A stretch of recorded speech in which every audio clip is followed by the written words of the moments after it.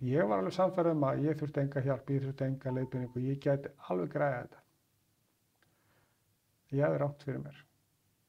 Ég sagði, ég aðstandandi, ég veit ekki af hverju ég hérna. Ég veit ekki af hverju mér, eða hvað það hvort, ég veit ekki hvort mér líður illa, eða hvernig mér á að líða, eða hvað ég á að segja hvernig mér líður. Ég skil það ekki, en mér finnst samt, þetta er ekki alveg ég.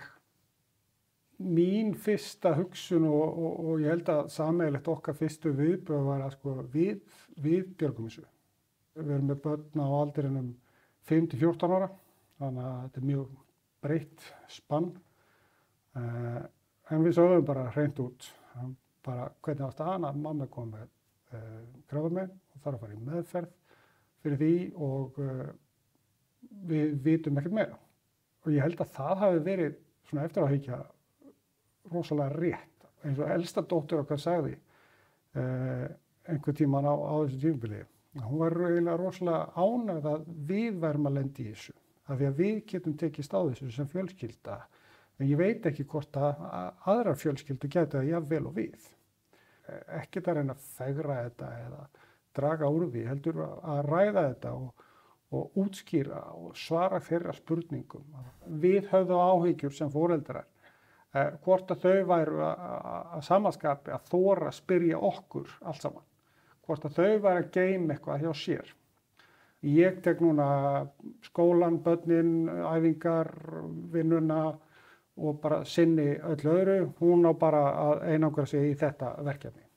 Ég hafði samband við skólan, leikskólan, íþróttafélögin, kirkjuna í hverfinu og allt saman bara til þess að láta, af því að það var elsta dóttir mín að ganga til prest, þannig að það var allir meðvitaður hvað var að gerast hjá þessari litlu fjölskyldu.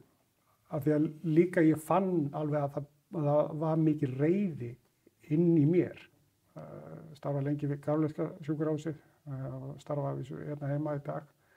Þannig að ég svona, þetta klingdi strax bjöllum hjá mér, þetta var óþægilegt. Þannig að reiði mín var aðalega, að það skyldi hafa verið þessi típa. Það var eitthvað sem ég vildi ekki ræða innan veggja fjölskyldunar. Þora að spyrja spurningar, það er ekki til heimsk spurning. Það var mjög óþægilegt að fara út í þessu umræðu, af því að ég hafði algjörlega bælt þessa hugsun og þetta hjá sjálfum mér. En ég fann það bara eftir á að mér leið betur og betur og betur eftir á. Að geta talað tilfinningar skiptir máli. Og ég held ég hafi bara lært það rosalega mikið á undanfarna ári. Hann svona myndi mig á þessa litlu daglegu hluti sem manni finnst sjálfsagðir, en ég setti það alveg til hliðar. Það er ryksuga, það má geyma það þangað til á morgun.